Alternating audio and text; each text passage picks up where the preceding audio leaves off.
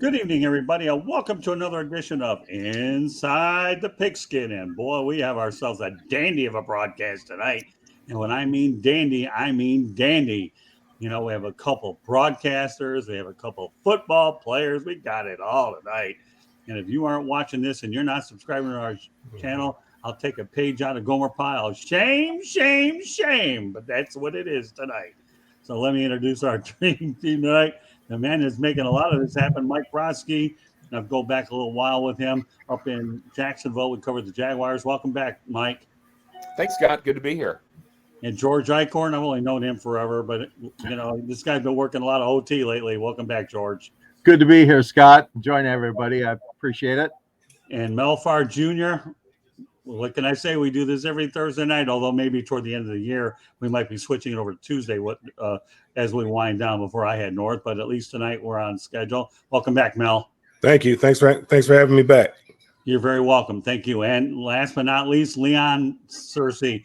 Leon, you know what?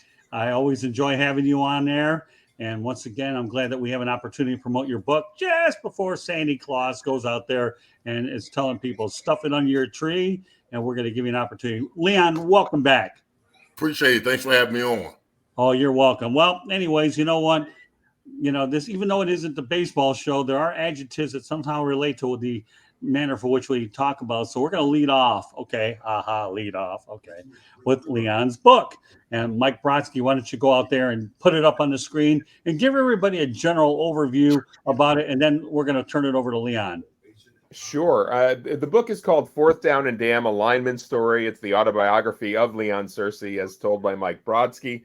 And, of course, you can find it on Amazon, available both in paperback and Kindle, and also the audiobook version you can check on Audible as well as iTunes. But I'll let Leon tell the story. I mean, it's his story to tell, really. Hey, Leon, you know, I know you played 11 years in the league for sure. I know with the Steelers and the Jaguars, I can only imagine how many stories actually came out of your time in the NFL. All right, Leon, take it away, my friend. Well, the whole concept behind Fourth Down and Damn, I wrote the book when I was probably at the lowest point of my life. You know, I was a first-round pick, three-time national champion, played 11 years in the NFL. But after my career in football ended, my life spiraled to a downfall. Actually, I was living out of a motel in Fort Lauderdale when I came up with the idea and the concept behind the book. I used to borrow money. I used to ask people for help. You know, I was in a very pivotal part of my life, and I remember about 2:30 in the morning. I remember waking up. And something in my spirit said, tell your story. So the whole idea was, DAM is actually an acronym of what I thought the book was going to actually be. Actually, the book was going to be called Diary of an Athlete's Memoirs and Notes. And when I finished with the title of the book, I said, that's the worst title I ever heard in my life for a damn book. So when I put the letters together, I said, Diary, Athlete, Memoirs, and Notes. And I came up with, initially my book was going to be called Damn, but then I added the football aspect behind it. I put Fourth Down and Damn, a lineman story. So I wrote the book essentially, 75% of the book I wrote it in a motel room by myself. I wasn't a writer. I was recording. I had a little tape recorder. I would wake up every morning. That was my inspiration. You know, I had to reach the very the pits of when you go down, you ain't got nowhere else to go but up. So my motivation each and every day was to tell my story. I started with my childhood. Started with my growing up in Washington, D.C. I started up with my parents, high school, college, and then the pros, and then my life after football. But my book wasn't complete, and that's when I ran into Mike. You know, I had about 70% of the book finished. And I ran into Mike with WSA, World Sports Alumni, and I was looking for somebody to publish it. And Mike and I finished off the rest of the book, and then we actually got it published. And the book has been doing well. The book was doing real well on Amazon hot new releases. You know, it was getting a lot of attention, a lot of fanfare. And I think the book's an easy read. It's only 222 pages, small chapters, and I put it all on the line. I didn't pull any punches. I wanted the book to be effective. I wanted it to be educational, inspirational, and also wanted to be a precautionary tale about your life in the NFL. And I think for the most part, I covered all the bases. I talked about the locker room, outside the locker room. I talked about women. I talked about side women. I talked about divorce, alimony, child support, strip clubs, nightclubs, spending money, all the essential things that most of these athletes. Listen, it's not. It's an epidemic when 78% of the athletes that leave the NFL broke. And I thought I was bulletproof, like every other athlete that thinks they go into the NFL. They don't think it happened to them. So that was really my motivation behind the book, to let a lot of these athletes know that if you're not on point when it comes to your finances and the people that you surround yourself with, you can end up in the same place that I ended up. But my ascension, my downfall, eventually led to my ascension of realizing that my rise to Phoenix. After everything that happened to me. So that was the whole motivation behind my book. It's a telltale story. It's one part inspirational, second part educational, and then the third part is perseverance. So I'm proud of what I contributed to the literary world. With the help of Mike Brodsky and Charlie Williams at WSA, they were able to make my book come to fruition. Very good. So before I turn over to George and Mel, Leon, what are you currently doing now? Right now, I'm in Jacksonville. I work for the Jaguars at times. I do color commentary for the Jaguars during the preseason. I do the pregame and postgame shows.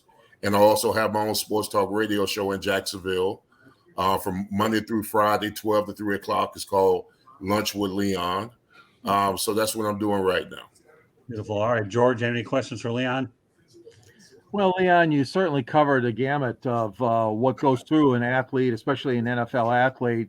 Are you surprised at all with the things that we still continue to see happening? We have issues of domestic violence, and we have issues of drinking and driving and all kinds of things. And again, a concealed weapon, a University of Michigan player with the number 2 ranked Wolverines is being charged today with possession of a gun. Do you see, I guess I'm saying, Leon, do you see hope though? Is there hope that a lot of these guys, that the sense will come into them and they'll maybe curtail some of these activities for the future? Well, I mean, my impression, listen, a lot of these athletes that come into the league, they're young, fresh out of college. And when you're young, you make foolish mistakes. And I would like to assert that each of these guys need mentors. They need to be taught how to be professionals. They got to be taught who to hang with, who not to hang with, where to go, where not to go, who to associate themselves with, who to invest with, who not to deal with. I had that mentorship when I was with the Steelers. I had veteran presence within the locker room that taught me how to be a professional. A lot of these athletes just have to realize that they're not bulletproof. And that they put themselves. Listen, my mom always used to tell me, if you're looking for trouble, you'll find it. So with you got to associate yourself with people that are aspiring, people that are not, getting into trouble, and you've got to make wiser decisions. Not only with how you deal with people socially on the internet, how you deal with your money, how you invest your money, it's just a gamut of things that a lot of these professional athletes aren't attributed to, or don't have the information necessary to not make the foolish mistakes that they made. But unfortunately, a lot of these guys, I think the NFL does a better job of inserting people in there that can actually build and mold them. But a lot of these players, go about themselves and do things on their own, which unfortunately leads to their demise. Okay. Thank you. Yeah, very interesting. Before I turn it over to Mel, I just want to let everybody know that you are watching Inside the Pigskin. But if you're not watching it, the show can be heard on iHeartRadio, Apple, Google, Spotify, or wherever you get your podcasts. And if you haven't subscribed to the South Florida Tribune YouTube channel, just go to youtube.com, look for South Florida Tribune, hit the subscribe button.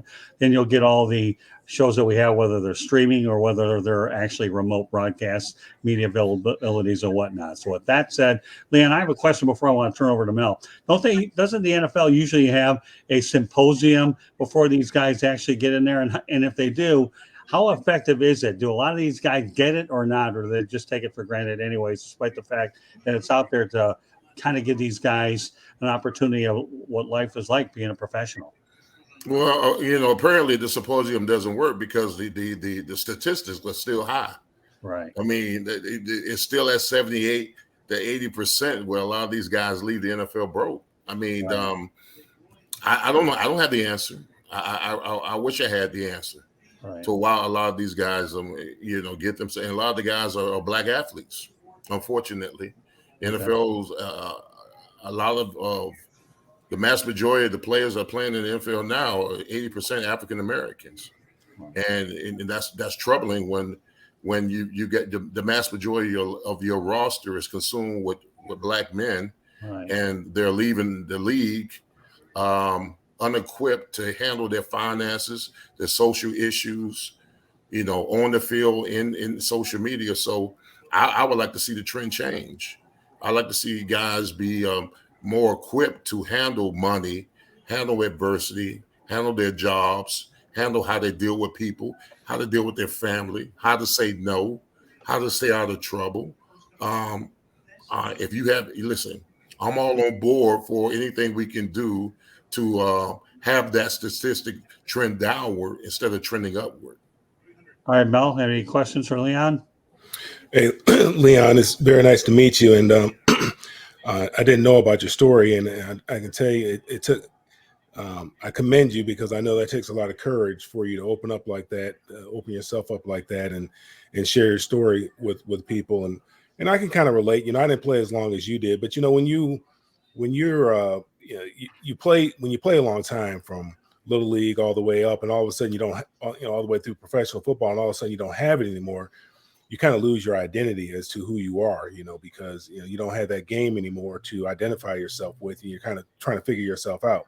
I only got to play 1 year, bounced around in a couple camps and so forth, but I understand that. I remember when I got cut from Denver, I probably stayed. That was my first year when I got drafted. I don't think I came out of my room for a month. I don't think. My dad finally made me come out. Hey, look here, Mel. Hey, look, son, you got to do something, man. It ain't the end of the world, so forth and so on. And but it was difficult because people are always asking you questions and all that other kind of stuff. But you have to deal with that. Eventually, you come out the other. I came out the other side of it. But I can understand, after you've been playing for, you play professionally for 12 years. That's an awful long time to, and you kind of you got to kind of figure out who you are once that's done. I'm not Deion Sanders, the football player anymore. You got to kind of figure out who you are again. But Leon, like George asked you a question, and I think football is a microcosm of life, and we focus on the media focuses on the bad that's in the league. There's a lot of guys that are doing a lot of good that you don't hear about.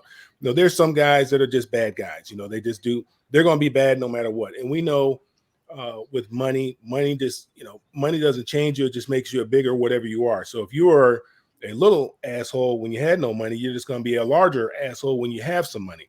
And primarily, with African Americans, the thing is, we've never had money. Money has not been passed down, and we have not been taught how to deal with money. So if you come from not having money and you get some money, it's kind of like taking a kid in the candy store. You take a kid in the candy store, he's putting everything in his pocket. Well, when a guy has money and he's dreamed about having this and that and doing this for that person, for your mom, doing that for your dad, and it don't take long before that money's gone because you think it's going to last forever. But it doesn't. We know the average career is 3.5 years, 3 years rather, and we know the reason why it's 3 years. But these guys, the 53rd man is trying to spend money like the franchise quarterback, trying to keep up with him, and you can't do it. Your money's just not long enough to do that. So it has to start in the home. Obviously, it's very difficult to tell somebody who's never had money how to manage his money. And I know you know this, Leon, from being around the game. And I know you've tried to mentor guys, probably even now you're trying to mentor people. And it's even with my kids, they think they know it all. I swear to God, I've never been 22 years old. They don't believe that I've ever been their age. I was their age, and I always tell them, look here, man, you've never been 56. I've been 22. You've never been 56. And I tell them that I have, if they have a question, come to me because I got all the answers, not because I'm smarter than them or anything like that. It's just because I've been around a lot longer. I've seen a lot. I've experienced a lot. I've seen a lot. So if it's something that I haven't personally dealt with, I've seen somebody deal with it and what the outcome of that would be. So if they have a question, just come to me.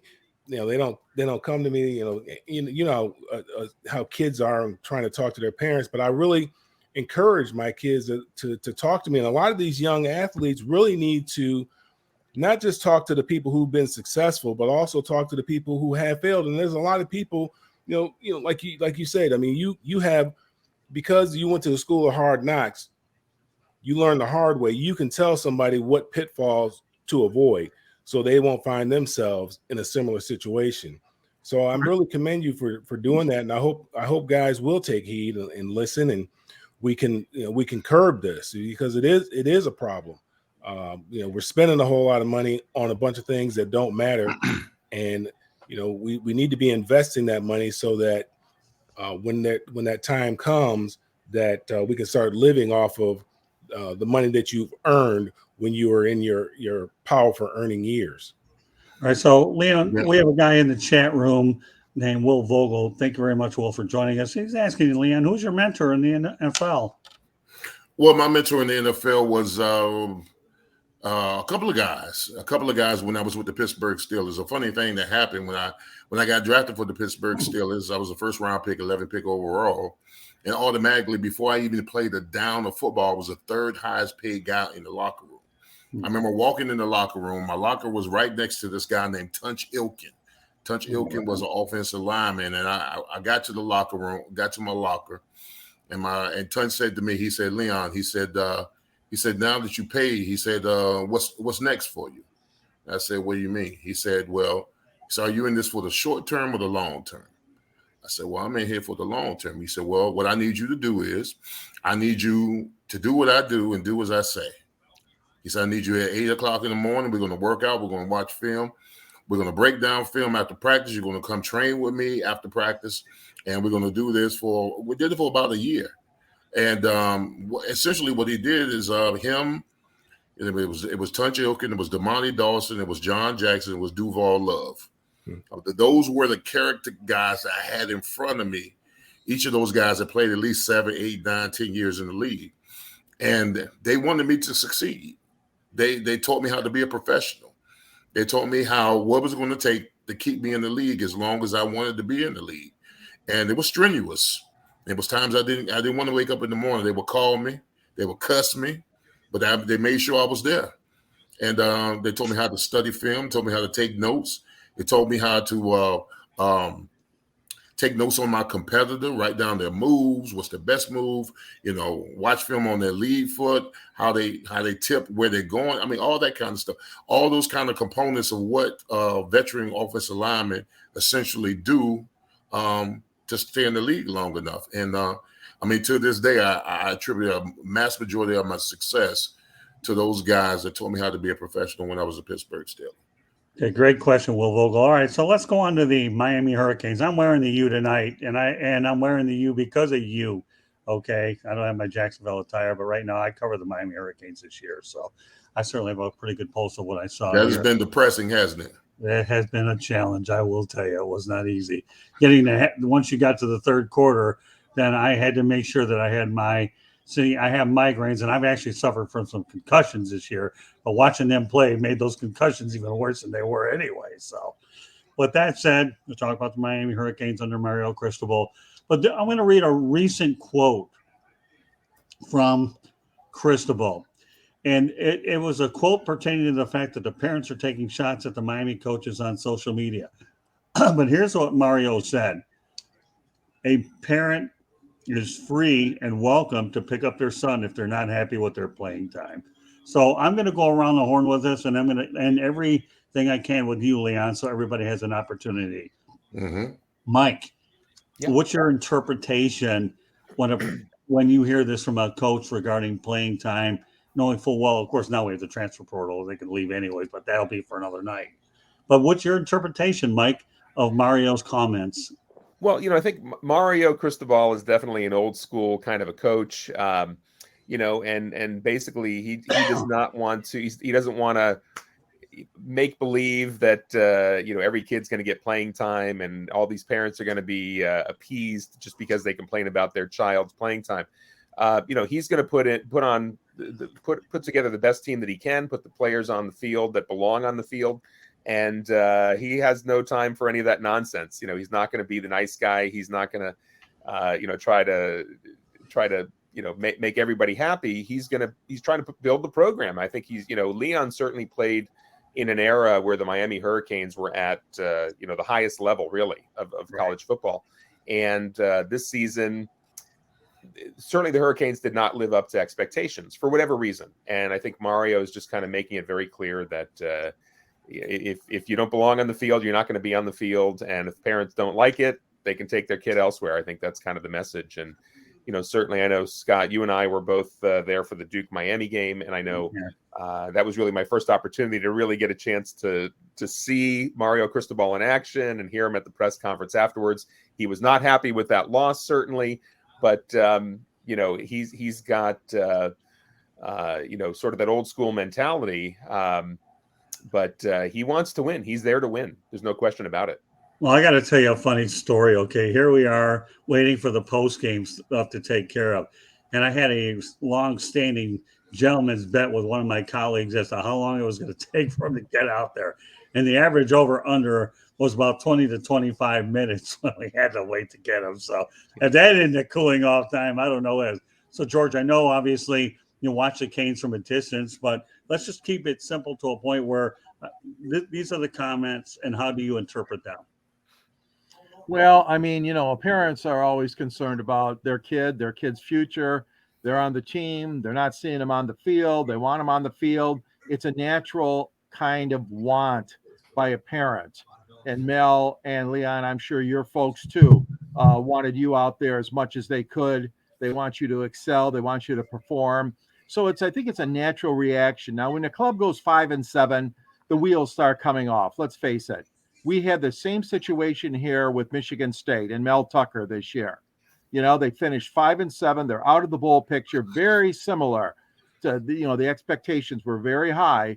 Not as high, of course, as they were for Michigan, U of M, but they were very high for Michigan State and Mel Tucker. So I can see this happening. Let's face it, parents, even down to the little league level, who do they complain about? They complain about their coach not giving the kid time. They complain to the referees or the umpires in baseball, that you're not giving my kid a fair shot. The call was bad, et cetera, et cetera. So, Mario's got his hands full. I know that the parents want to see their kid out there. It's just a natural thing to want. So you got to deal with it, folks. It's not easy. We all want to see our children perform up to expectations. There's a lot riding on it, as you guys know. If you make the big ticket, the big money in the NFL, you want your kid to do that. So I agree with Mike. I mean, he's an old school coach, and you just got to accept it. No. That's why I stopped coaching Little League, was because dealing with parents and with their kids and so forth. But, this generation of kid right now, none of them were, playing time is earned. It's not given. Right. And you got to go out there and you got to earn that playing time. The older I've gotten, the more I've appreciated my coaches when I was in college. Right. I started one game as a freshman.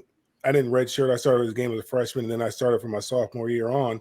But I competed. These kids don't want to compete.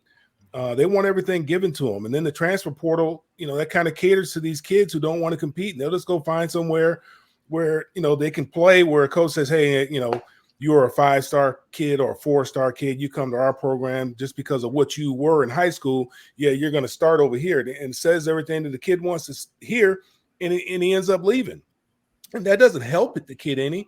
It doesn't help him at all in life, because in life, nothing's going to be given to you. You got to work for everything that you're going to get in life. And what these kids need to be concerned about, the for sure thing they have is an opportunity to get a degree and go professional in something else other than professional football. Football is not guaranteed for everybody, man. There's a whole lot of kids playing college athletic, college sports. Most of them are not going to go pro in those sports. Most of them are going to go pro doing something else. So the thing that's guaranteed is get that free education and utilize that to go, to make a living, rather than bank it on football. And these parents, they aren't helping these kids none. That you're not helping the kid. Coddling the kid. Life don't care about nobody. And Leon, you can attest to this, man. Life is hard. Life is very, very difficult, and the kids need to understand that at a young age, man. You got to work for it. If you want it bad enough, my dad used to always say to us, how bad do you want it? And we never understood what he was saying. I never understood it because I thought I wanted it bad enough. But, it's just how bad do you want it? What are you willing to do? What are you willing to sacrifice? What are you willing to give up in order to make that happen? To make your dreams come true, whatever those dreams are. So these kids, they just have to be willing to work. Put in the work, put your head down, and just work. And when the dust settles, they should, if they put in the work, then they'll, they're going to get the playing time that they feel that they deserve. So, Leon, I'm going to give you a 2-part question on this. Okay. Part 1, last year the Canes were 7-5 under Manny Diaz. They couldn't get him out of there fast enough. Okay. And I know that obviously, and you've heard a guy named Larry Bluestein, right? You're familiar with him? Yes, I know Larry well. Yeah. Well, I ended up doing in about 2 or 3 weeks, I did a show at Joe Robbie Stadium. And yes, I will use Joe Robbie Stadium for this broadcast, unless Hard Rock wants to write a check to all of us. Okay, that's okay too. We're more than happy to take it, especially during this time of the year. And I'm actually going to, what Larry and I did is we recorded a broadcast for Fire Up Florida, and it'll be released around Christmas time. So Larry's been a dear friend of mine for the better part of 40 years. So here's a 2-part question, Leon. Number 1, does Mariocristobal get a pass, okay, at 5-7, knowing what he inherited? Let's face it, Tyler Van Dyke got hurt. Then, of course, Jake Garcia. And then they had, I believe, Ja'Cory Brown as the third. And what's really kind of weird about this irony, Leon, is when I covered the Canes in 82, you had Jim Kelly, Mark Richt, and Kyle Vanderwen. You went through 3 quarterbacks in 1 year. And here I'm back here covering the Canes again. And we have 3. And by the way, I might as well do a little self-promoing. Adam Lichtenstein will be joining me on Fire Up Florida on Monday night. So we'll be talking about the Canes as well. So you want to talk about all this stuff about the Canes, we'll definitely be talking about the U, even though their season's over. So I go back to my question here, first one, and then I'll have you comment on what everybody else is talking about. Does Mariocristobal, Leon, get a pass for going 5-7 in your number 1? Absolutely not. Absolutely not. The level of expectation at University of Miami is excellence. I don't care who's the head coach there. Okay. I mean, he brought in a stellar coaching staff, and the complaint is that he doesn't have his kids available. Listen, here's the thing. Before the season even started, I was at Amelia Island.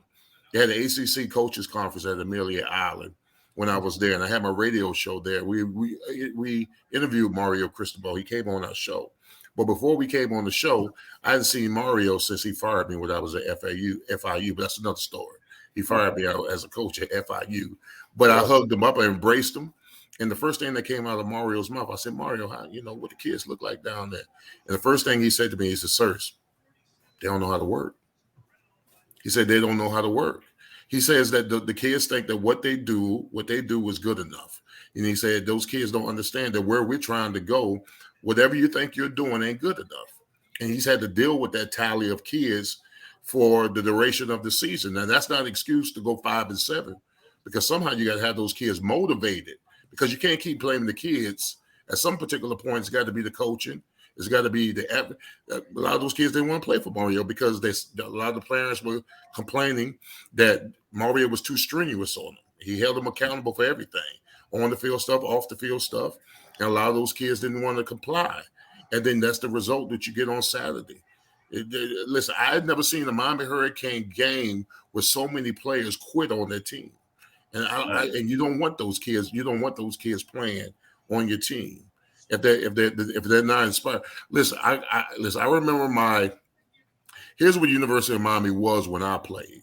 Well, on my signing day, I played 1 year high school football, and Don Solinger, the great Don Solinger, was at my high school, and he had the letter of intent in his briefcase.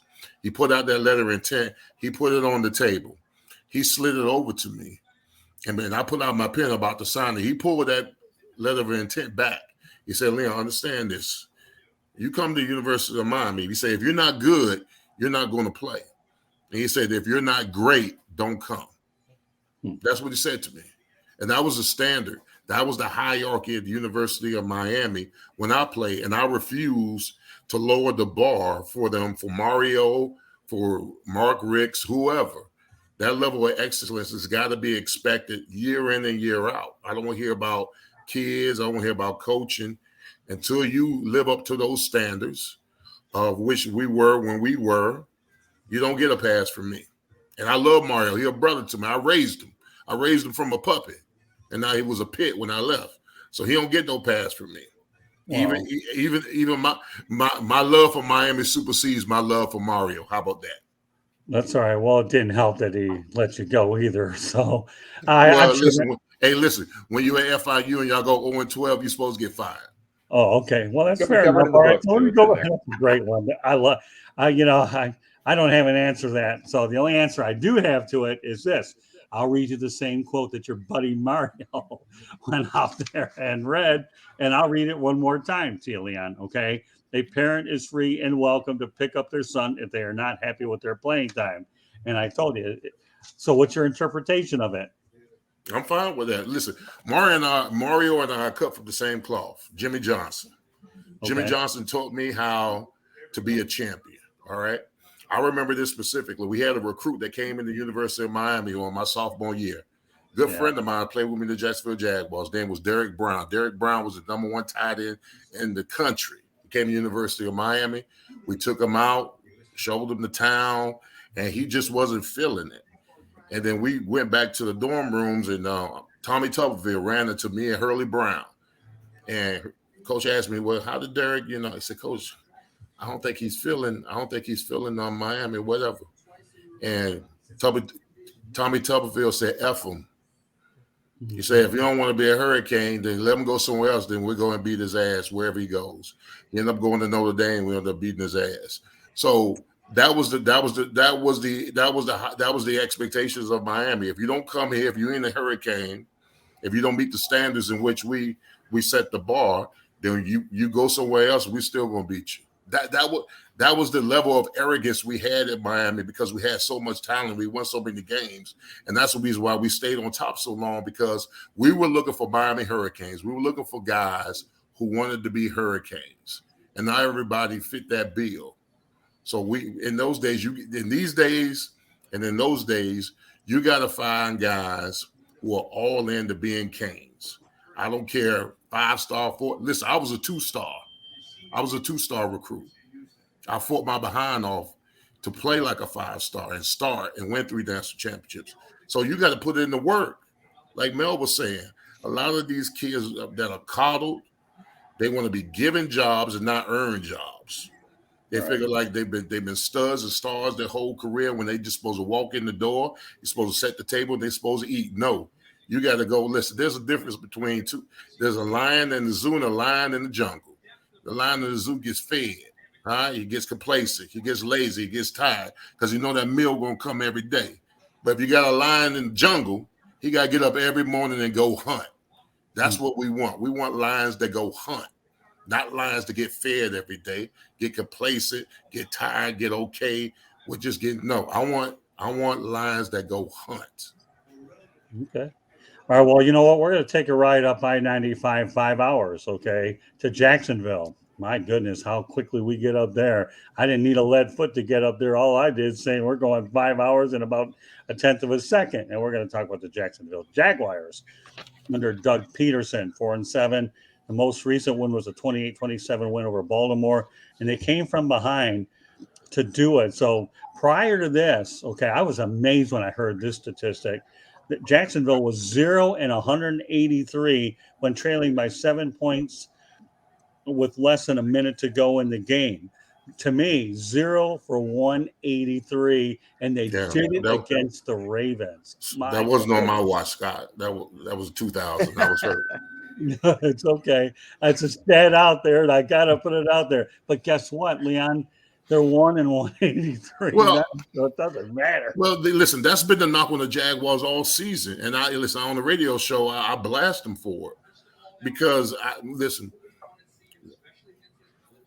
when you're great, when the expectations is great, Right. and I said this, a lot of players on that team are afraid to be great because when you're great, that means the expectations for you week in and week out is to play to the level of greatness.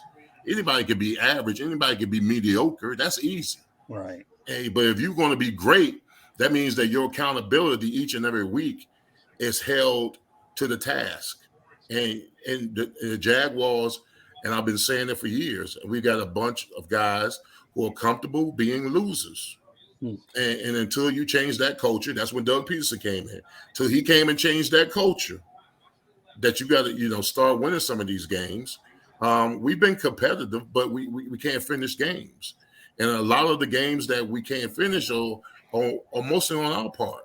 Silly penalties, silly mistakes, overthrows, fumbles, sacks, turnovers, inability to convert on third down, terrible play calling, can't score in the red zone, all that kind of stuff factors in. The game is won in the fourth quarter. You want to give yourself a puncher's chance in the fourth quarter where you can win some of these games. It doesn't make sense that the Jaguars, six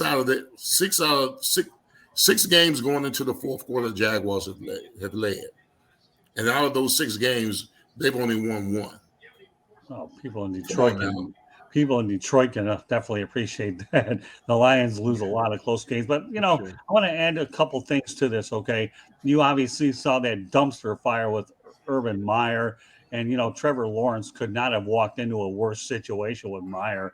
So why don't you explain what last year was like? Obviously, it's a good thing Shad Khan got rid of him early, and Darrell Bevell did a decent job as an interim guy. But that's a tough. Is it true that Peterson told Lawrence, forget about everything that happened last year and just throw it away, and we're starting all over. It's a redshirt year, take it for whatever it's worth. At least he collected the money anyway. So tell me what. Listen, what Urban Meyer did to the Jaguars last year was football malpractice. It was football malpractice. I mean, he was uninspiring. He was a bully. Half the time he didn't know what he was doing. Had a coaching staff that he hired didn't have any clue. He was a mess, and I'm not even talking about the off the field stuff, the embarrassment to the Jaguars organization, being at a club filling on some woman. I mean, it was just a hot mess. And listen, I knew Urban Meyer wasn't fit for the job when he told the press during week 4 that he needed a break. He told the press during week 4 of the season that he needed a break. That's the reason why he stayed back for the Cincinnati game. You need a break week 4? Come on now. You're supposed to be ascending. You're supposed, and that's your head coach. That's your head coach saying that he needs a break week 4. I knew right then and there that this team was in trouble, and I knew that he needed to go when he said that. The players didn't like him. The players didn't play for him. Half of the coaching staff didn't know what they were doing. Right. So, I mean, that was football malpractice what Urban Meyer did to that team last year. So we'll talk about, and I'm going to turn it over to Mel and George in a moment, but let's talk about Trevor Lawrence's development right here. Obviously, last year he learned what not to do. It looks like this year he's learning what to do. Is that correct? Would you say that summarizes where we're at in year number 2 with Trevor Lawrence? Not the time we've heard of the sophomore jinx, but there's no such thing as a sophomore jinx here. I would call it the freshman jinx after what you're describing as football malpractice. Yeah. Well, listen, Trevor is ascending right now. And what I mean by ascending is the fact that early on in the season, some of the mistakes that he was making, he's not making anymore. He couldn't score in the red zone initially. He was fumbling. He was throwing an interception. He didn't have any touch on the football. He seemed unassured of himself, and it was frustrating to the Patriots at large because, I mean, this guy was considered a generational quarterback. But as of lately, the last 4 games, he's got 9 touchdowns, no interceptions. So he's taking care of the football. I mean, he has a hell of an arm. He's not turning the ball over. He's finding his receivers. He's got touch on the football, and he's scoring in the red zone. And if I'm Doug Pederson, with the way Trevor Lawrence is playing right now, you're 4-7. You got 6 games to go. I mean, each game is a playoff game. I mean, if you want to make hay, if you want to get into the playoffs, because that's all they should be talking about right now is these next 2 games, these next 2 road games against the Lions and the Titans. You win these next 2 games, you're 6-7, and you're 1 game back of the Titans in the AFC South. I mean, you shouldn't be talking about anything other than winning these next 2 road games. It's going to be a formidable task. They're going to have to put forth a lot of effort, but that's all you want.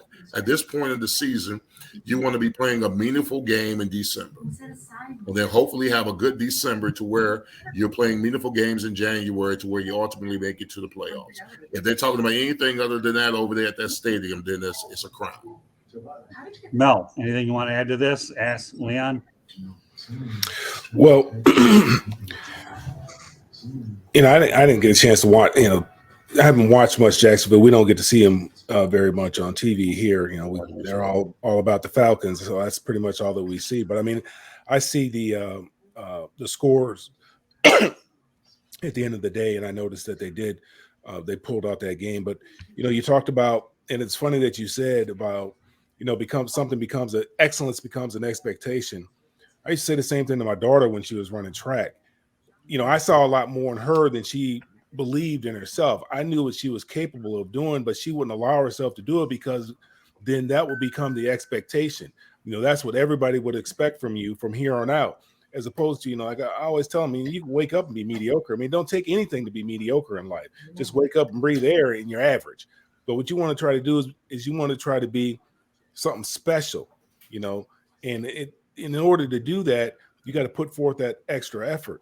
And, like you talk about with Jacksonville, we've been dealing with that with the Lions for a long time. They don't know how to finish. And it's because they've become used to being mediocre. They're accustomed to being losers. They don't know how to finish. And then they, subconsciously, that starts from the top, from ownership on all the way down, and it seep down into the locker room where, they're afraid, to be like the Patriots or to be like the Cowboys, because with that type of with that type of scrutiny, with that type of exposure, when you start playing at a certain level, there's going to become a certain amount of scrutiny that you're going to have to deal with. Like the Cowboys, win, lose, or draw, they're everybody talks about them on talk radio.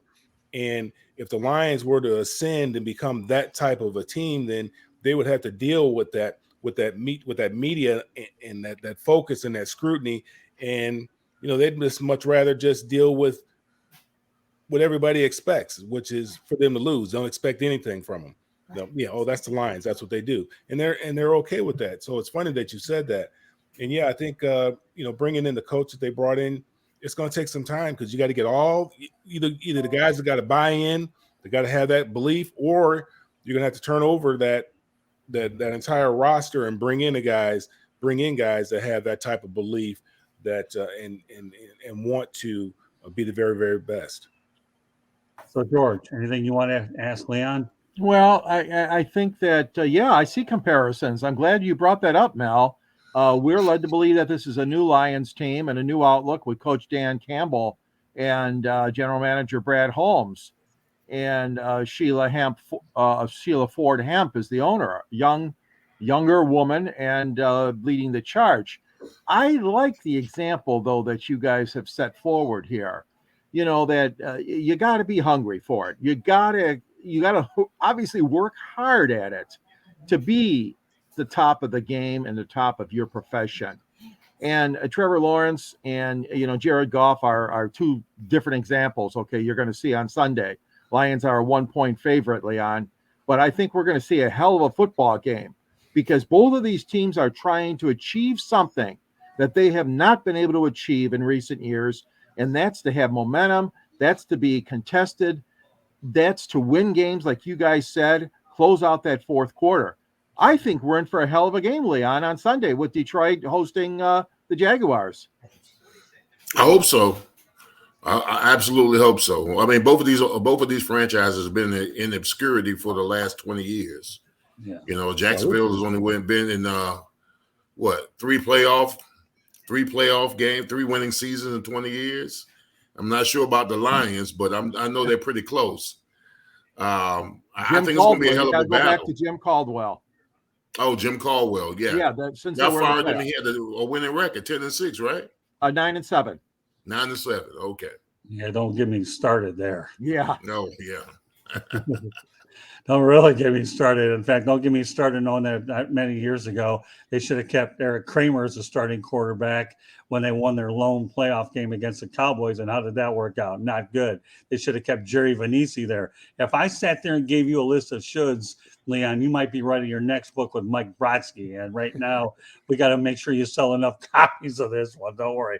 When I get up to the Ville, maybe we'll come up with some more book ideas, and maybe Mike and you can help me write my first one. But no, I mean, it is pretty interesting how, the Lions are taking on the Jaguars this weekend up in Ford Field. And yet George and Leon and Mike, you guys are on the same weekend when these teams are. I don't know, almost feel like we're previewing the game a little bit. Jared Goff against Trevor Lawrence, Dan Campbell, Doug Pederson, both extensive backgrounds in the NFL. Mike, you want to chime in on this a little bit?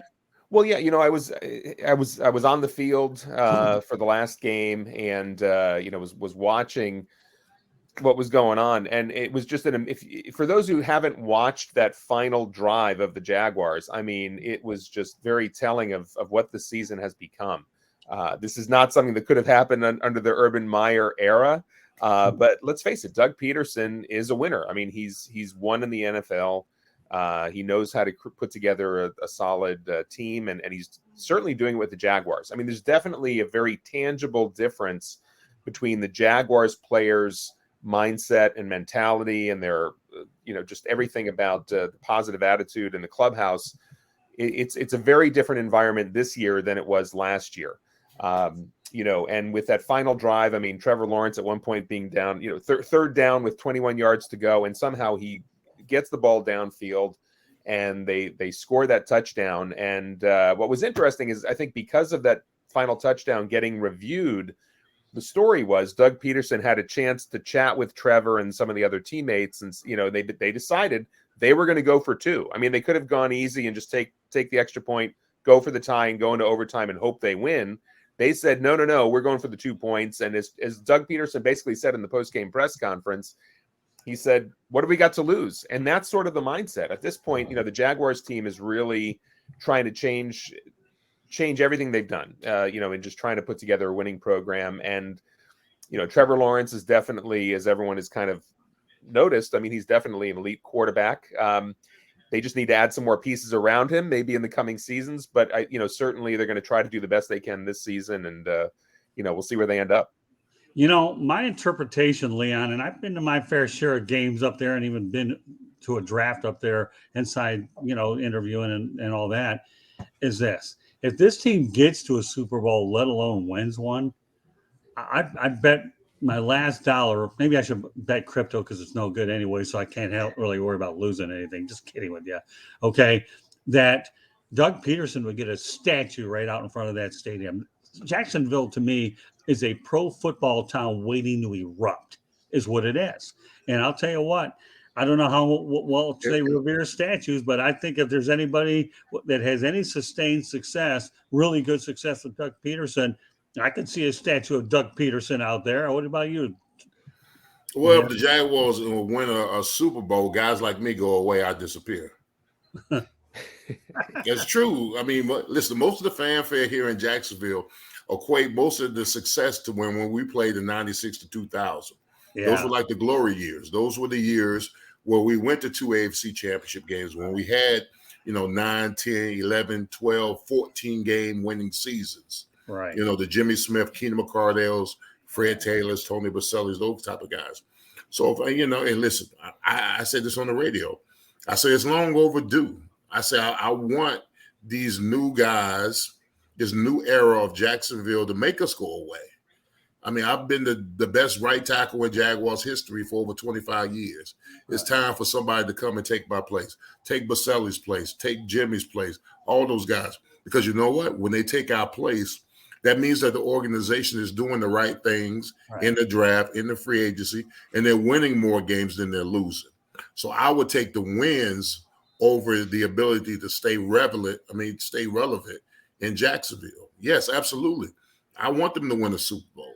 I want them to have success. I want them to make that playoff run. They have the feel of having to play in January. I mean, listen, it's no better feeling. I played 11 years in the league, and every year I played, I was in the playoffs with the Steelers and the Jaguars. Right. So a lot of these players that are playing right now, they haven't had a winning season.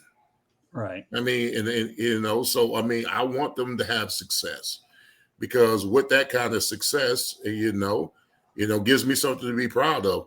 University of Miami was the same way. I won 3 national championships at the University of Miami.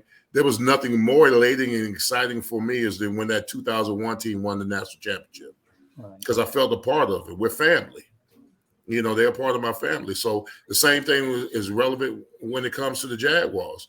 The Jaguars win the Super Bowl, we're family. So, I mean, I'm going to share it and embrace it just like anybody else would. Yeah, well, let's face the reality. Tom Coughlin did a whale of a job back there bringing this franchise in. He did. And a lot of early success over there. I mean, whether people realize it or not, how many, they've been to 2 or 3 AFC championships? They've been to 3 AFC championship games. Right. So, I mean, for a franchise like this that people like to come down on, they've been to 3 conference title games. Give them that. And Dan Edwards, obviously, him and I are always good friends.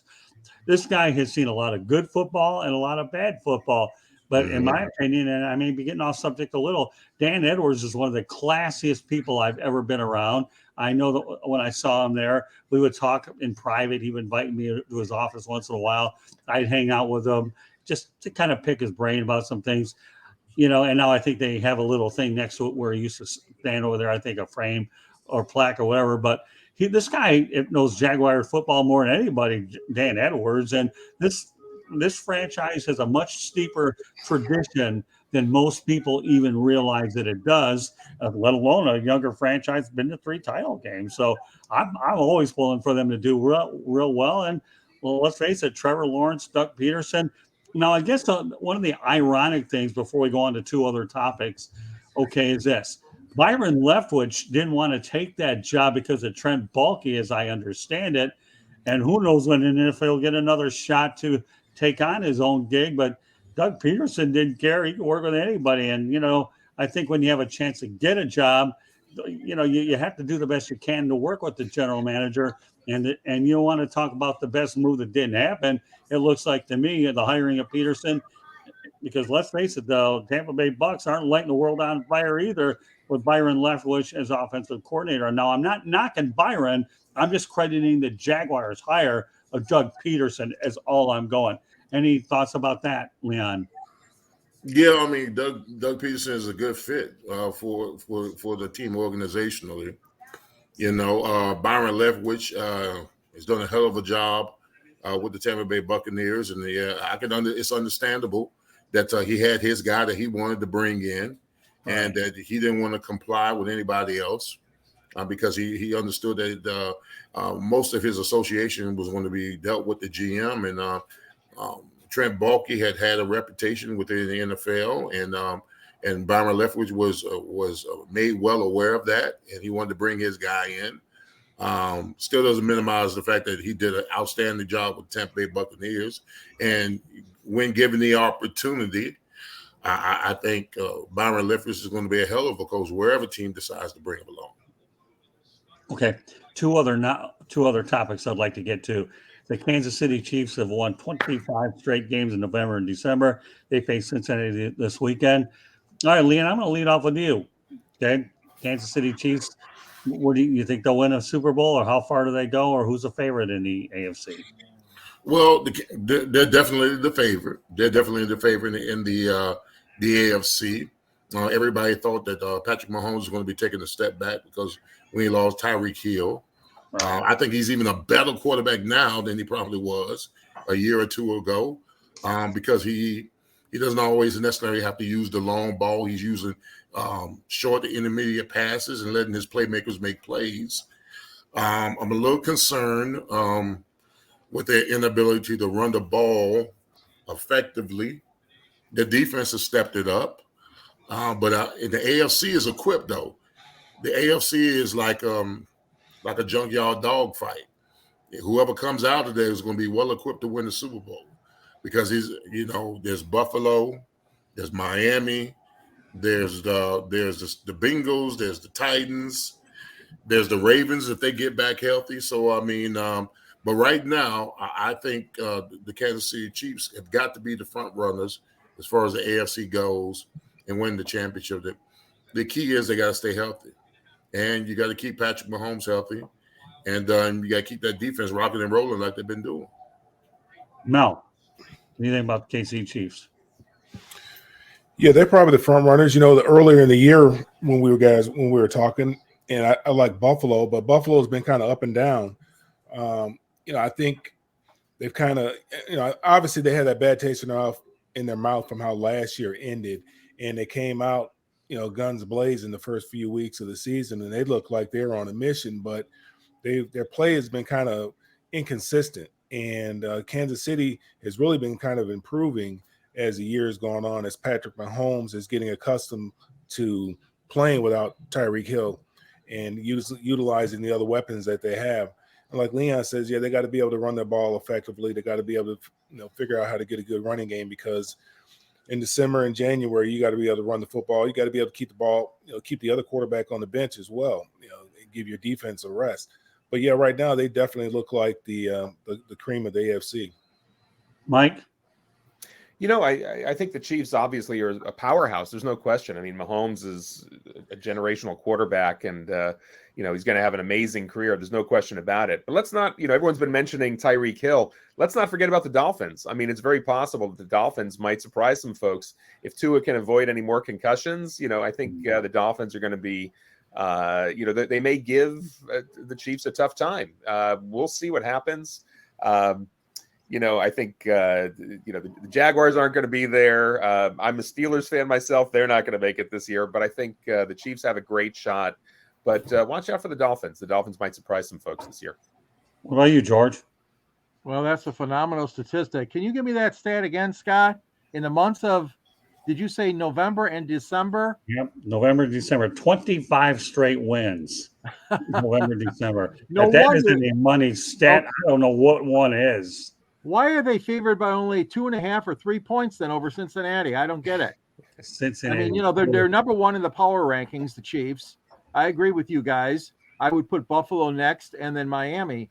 But I tell you what, I mean, Leon, you hit it on the head. And Mel, it's going to be a scrappy fight, man, to the finish. That AFC, you're right there. They're tough. They're clawing and, trying to knock each other off. And there are a lot of good teams there in the AFC. But I think Mahomes, for me, he's the most valuable player. And I'm going with Kansas City. All right. And you know what? Here's what I think of this whole thing. I like Kansas City, but you know what? Don't sell the Cincinnati Bengals short. I wouldn't, because let's face the reality. They got to the Super Bowl, and now they get an improved version of Joe Burrow, more offensive lineman. And by the way, if we haven't heard by now, Jamar Chase is coming back. He held down the fort. So if I was looking for a dark horse team, I like the Cincinnati Bengals myself. And guess what? Joe Burrow is 2-0 against Patrick Mahomes. Well, there you go. There you go. You know what, Leon? If I was a play-by-play, you could be my color analyst. How's that, my friend? I just do my research. That's all. A little research. So what? Got to stay on my toes. Listen, you got the connections. Let's you and me do. I'll do play-by-play. You be color analyst. We'll have a blast. I guarantee there'll never be a dull moment with the two of us. So that's okay. Well, we'll see what we can do. Future considerations. Now, if they use your transaction when you have a transaction. All right. Final topic of the night, and this is one I really wanted to get in. I'm glad we can do it. Deion Sanders was offered the Colorado job, and he's doing an exceptional job at Jackson State University with the HBCUs, and has really done a marvelous job there. So, Leon, I'm going to go to you, and then we'll go around the horn, and then we'll wrap it up with some final thoughts. Do you think that Deion Sanders should take the Colorado job, Leon? No. Listen, Deion's more concerned about molding men than money. All right. I've briefly met Deion Sanders over my career. Maybe I've met him about 2 or 3 times throughout my whole career when I played in the NFL. Okay. A real humble guy. See, a lot of people get prime. Prime is is that alter ego that on that football field. But Deion Sanders is mild-mannered, thinks everything out. He doesn't just respond. He thinks everything out. Everything he does is meticulous. All right. It's like playing a game of chess. He didn't come to Jackson State just to, get those kids riled up and get them motivated just to bounce on. He wants to bring attention to the HBCUs because it's been long overdue. HBCUs have been abandoned and held and pushed out the pasture for the last 5 decades. All right. A lot of these college programs, these elite college programs, wouldn't be half of what they are if it wasn't for HBCUs. All right. The Alabamas of the world, the Texases and all that kind of stuff wouldn't be anything if all those athletes stayed at HBCUs. So a lot of the money that's attributed to these big universities have a lot to do with the fact that HBCU players decided to go to these other colleges. And Deion understands. One thing I can tell you something about Deion Sanders, before he took the job, he understood the history of the HBCUs, the greats that coached there, the Eddie Robinsons, those kind of guys. Right. So I think Deion is in the business of molding men and not making money. And that's the reason why I think he's going to stay at Jackson State for I don't know how many years. But it wouldn't surprise me if Deion was the next Eddie Robinson. Wouldn't surprise me at all. Money doesn't move him. Doesn't. Just doesn't.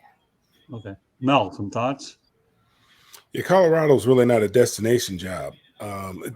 He could go there and he'd be successful, but that's not really. I don't think that's not the job that he would leave Jackson State for, or that he should leave Jackson State for. And I'm kind of like, I'd love to see him stay at HBCU, to be honest with you. But I know the right program, and it's not just about him. It's also about the coaches on his coaching staff too, because they deserve an opportunity to make a little more money too. Deion's not making a whole lot of money. And like Leon said, it's not about the money for him, but for some of his coaches, it very well could be. Give them an opportunity to change their lives. And when the right opportunity comes, I think he will leave. And I think that I will be sad because of the attention that he's brought to the HBCUs. I remember when I was in college and I used to watch the HBCUs on TV. I'm like, man, that looks like a lot of fun. They just look like they're having a ball. I never thought about going to HBCU, but it looked like it would be a lot of fun. From where I came from, when I went to UCLA, and there was probably, out of how many ever thousand students, 40,000 students there at UCLA, there might have been 500, 1,000 African Americans there out of that number, and that was the most I've seen in one place. From where I came to school, from where I went to school, and I thought I died and went to heaven, and that was only 500 or 1,000, and most of them, were all athletes. Now there were some other kids there. They had the affirmative action going on then, so a lot of African American students were able to go to UCLA and able to go there cheap because the in-state tuition was cheap there. That now would not have that opportunity to go there because of affirmative action. But I couldn't imagine. I always say, man, I couldn't imagine an entire campus of folks looking like me. That because I've never went to school and experienced that. I always went to school and experienced being one of the only. There's 3 black kids in my graduating class out of 250. Me, Ken Israel, and Ray Wheelock. I know their names after all these years. That was it. Only 2 black kids on the football team. That was me and my brother. That was it. So I couldn't imagine, but I hope he stays there because he's doing a great job there at Jackson State. He's doing a great job with those young men. And that's something that, that we've talked about before. It's not about just the wins and the losses, with these coaches getting fired. We talked about it before. Cadillac Williams, they were talking about him, and they talk about the number of players since he's taken over as head coach, the interim head coach, how many players had turned their life over to Christ and had been and gotten baptized. I think it was 12 guys had turned their life over to Christ, and 7 of them had gotten baptized. And that's what what's important, the relationship and what they're doing with these young men and molding these young men to go out there and be successful in life. And I think that's as big a part of a coach's job is coaching them on the football field as teaching them the fundamentals of tackling, blocking, and all that other stuff, is how to go out there and be good contributing citizens. Okay. Mike? I will say my daughter just graduated from University of Colorado, so I think it would be fantastic if he joined the Buffs program. That would be awesome. But I also hear that he's considering Cincinnati since he had played with the Reds when he was a baseball player back in the day. But, this could just be a negotiation tactic, to try to get a little bit more money out of Jackson State and maybe even just try to raise the profile ultimately of Jackson State. Like Leon said, I mean, if he makes the announcement, guys, I thought about it, I'm staying at Jackson State, I really want to take this program to the next level, that would be huge for the HBCUs in general. And Deion has that kind of, he's a marquee name. He's got that cachet where he can definitely raise the bar, raise the game. So I think it would be, chances are he's probably going to stay put, but I will say I think it would be great if he goes to Colorado, but that's my personal preference since we have that family connection. George? Well, I have to agree with you guys. I think that to make his mark where he's at now at Jackson State is very important to him. It's akin to here in Detroit, we've had high school coaches that don't want to leave. We had Sammy Washington at St. Cecilia. We had Lofton Green at River Rouge. These guys were legends in basketball, and in football, we had Al Fracassa that was at Brother Rice High School. I mean, these guys, they had plenty of opportunities. And I know I'm comparing apples and oranges, but on the high school level to go into the college level. And yet they wanted to stay. They wanted to mold these young men. And I think you hit on a good spot there, a sweet spot for me, Leon and Mel, is that, they want to make sure, Deion wants to make sure that he makes the right move, number one. And number two, there is that thing about him that wants to create and mold these young men to be successful, not only in their careers, but in their lives too. And he's affecting people, and I think that means a hell of a lot to him. Yeah, all I'll say about the whole thing is I can see him over at Jackson State for about 3 to 5 years, and then by the time he feels he's got it where it's at, I can see where he might be tempted to go to a real big marquee program. That's what I think, because there's one of those things where I've done everything here. What's there left for me to do kind of a thing? And when you find out what's left for me to do, then you get curious and you want to dive into it, and that's the only way he leaves. But, to me, he was an excellent football player, Hall of Famer. But I think, to me, I'll be more impressed not for what he did as a football player, but what he's done to recreate himself as a coach. If you want to be called coach and not by your first name, because I know he got on a reporter for calling him by his first name one time. Well, if you want me to call you Coach Prime, give me a reason to do it. And with the success that this man has had at this place, okay, to me, he's earned the right to be called coach. He has. Record speaks for itself. So what a great show we had tonight. I really enjoyed this immensely with the 5 of you. So we're going to take it back to where we started one more time, Leon, before we call it a night, and it's on your book. And then George will have an opportunity to promote his book. So, again, it's Fourth and Damn. And give everybody a reason, Leon, why they should buy this book and where they can get it. The book's called Fourth Down and Damn, Alignment Story. There's some fantastic stories in there. For me growing up, playing 1 year high school football, aspiring to want to play college football, I got the games in there. I've got the locker room stuff. I got off the field stuff. I got the dorm stuff. I've got interaction with celebrities and fans and friends. So, and then I got my draft story alone is the reason to buy the book. My draft story alone, the Dallas Cowboys were at my house during the draft alone. I don't want to tell it because you got to buy the book to read it. How much is the book, by the way? You got to buy the book to read it. Just $14.99. $14, a bargain at any price. Oh yeah. $14.99. Just some of the telltale stories of an athlete. And the one thing about the book is that I didn't pull any punches. I made myself vulnerable. I told everything basically about my highs, my lows, my ins, my outs, the pitfalls, my perils, and then my ascension back on top. So, yeah, you got to buy it. You got to read it. You want to read it before the movie come out. That's what I'm doing, because you may not. The movie may not. Then you can be able to tell me which one's better, the book or the movie, when the movie comes out. Well, yeah, you can get it. You can get it on Amazon. You can get the paperback. You can get the hard, copy, or you can get or download it on Kindle. All right. Let's not forget Audible. There's also Audible and iTunes Audible, for anybody who yes. wants to listen to the audiobook. It's because one of the things I'll mention about the audiobook that we didn't really cover yet is Leon tells about an hour's worth of extra stories, bonus material that's you won't find in the book, but you'll hear it on the audiobook version. And that was kind of fun to do as well. So for folks who want to check it out, if you go to tinyurl.com/Leon Searcy book, you should have the links for all three versions, the Kindle, the paperback, and the Audible. Also, you can check out a lot of other social media links for me and for Leon. If you go to my link tree, which is linktr.ee/Mike Brodsky, it'll take you to a whole bunch of different links, including links for the book, etc. So one more time, Mike, let everybody know the cost of the paperback.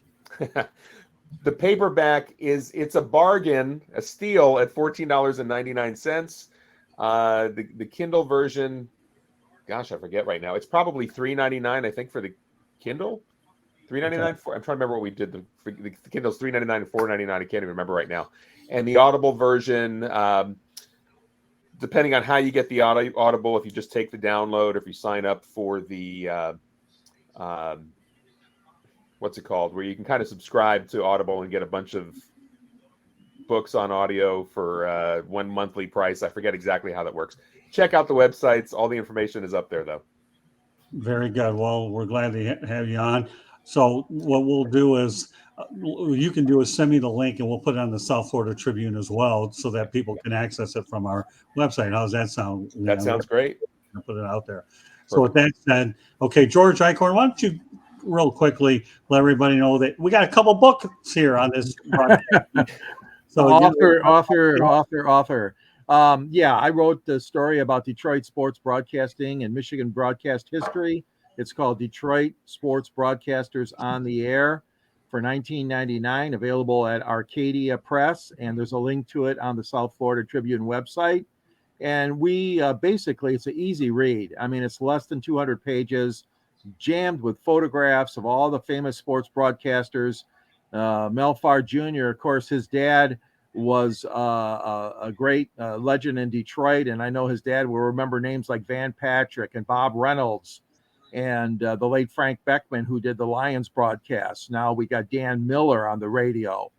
Mark Champion did it before then. We've had great broadcasters. I'll tell you what, in the Motor City, you could put our guys, right, Scott, up against any city in America in the number of great names and legends in broadcasting, with Ernie Harwell especially, and so many others. So I tried to capsule that in this book. Scott, you're in the book too as well. You're pictured with Muhammad Ali, and you interviewed Jimmy Connors as well. So it's available, and I'm happy to promote my book as well, and wish you, Leon, the success, and Mike with that book too. Thank you. Thank you as well. Now, I just want to go over a few more things here while everybody go. This show can be heard on iHeartRadio, Apple, Spotify, Google, wherever you get your podcast. And if I talk too fast, well, you know what? If you're watching it on the screen, South Florida Tribune YouTube channel, you can see it anyways. Okay. Also, the South Florida Tribune YouTube channel, please subscribe, folks. All you need to go to youtube.com and then go ahead and find South Florida Tribune and hit the subscribe button. I'll go over some of my stuff and then we'll wrap her up with everybody else on the back end. Our website's www.southfloridatribune.com. If you want to email us, comment on the show, or you want to be a guest, contact us at southfloridatribune@gmail.com. Special shout out to Candy Ebling, who does a marvelous job, not only as a photographer, but she does a great job substituting me on the air. And more importantly, she's the website. She puts everything up there from the written content as well as the broadcast. Without her, we would have some deep problems. So with that said, okay, my Twitter information is South Florida Tribune at Tribune South. That's it for me on that end. All right, Mike, why don't you let everybody know how they can get a hold of you? Yeah, check out my link tree, which is linktr.ee/Mike Brodsky. And it's got all my links, including my Instagram handle, which you can see on the screen right there at Mike_Brodsky. And of course, for the books, just check out tinyurl.com/Leon Searcy book we'll give you the link to the paperback, Kindle, and audiobook all in one place. All right, George, we gave you the book, so why don't you just give what's left of how people can reach you? Yeah, you can reach me at gicorn@yahoo.com. You can reach me on Twitter at sandgsports99. And also, I am a writer for Scott and Candy at the South Florida Tribune and the Motor City Tribune, as well as the Detroit Monitor newspaper. And yes, I will be covering that game this Sunday, the Jags against the Lions at Ford Field. You going up there, Leon? I will not be, no. Oh, shucks. I wanted to meet you, Leon. No. Oh, well, the next best thing this way. All right. So Yep. now let everybody know how they get a hold of you. Then we'll leave Leon at the very end. You can find me on all the different social media website or social media at Melfar Jr. That's Facebook, Instagram, LinkedIn, and Twitter. Follow what we have going on down here in Georgia and also up in Michigan for the youth at melfar.org. Okay, Leon. Let everybody know how they get a hold of you.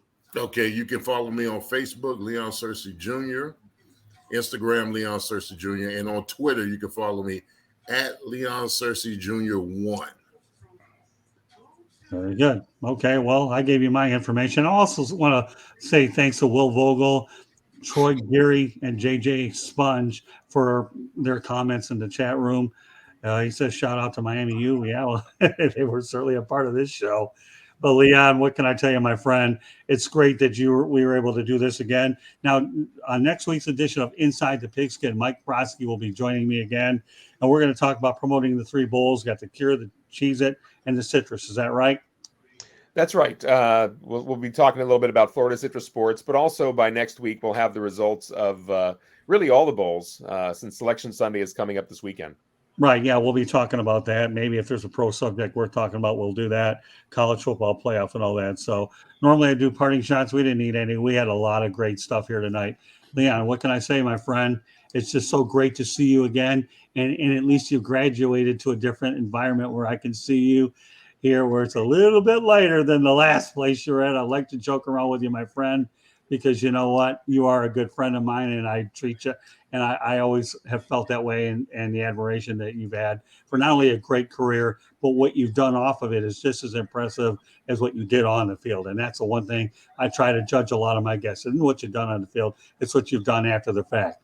And Leon, I have so much admiration for you. You'll never know in 9 million lifetimes. And I'm so glad that we were able to get you on before Christmas time so everybody can look at 4th and Dam, and hopefully they'll go out there and get it. I hope so. You put work I appreciate you. Thank you, Scott. You're welcome. All right. Well, on behalf of Mike Brodsky, George Eichhorn, Melfar Jr., Leon Searcy, my name is Scott Morgan, Mouth Motor City Madmouth. Thank you for joining us on this edition of Inside the Pigskin. And you know what, Mike, look forward to doing this again next Thursday. George, I'm keeping you busy. Mel, I'll see you next Thursday too, my friend. So take care, everybody, and thank you very much for joining us on Inside the Pigskin. Have a great weekend, and thank you very much for joining us. Good night now.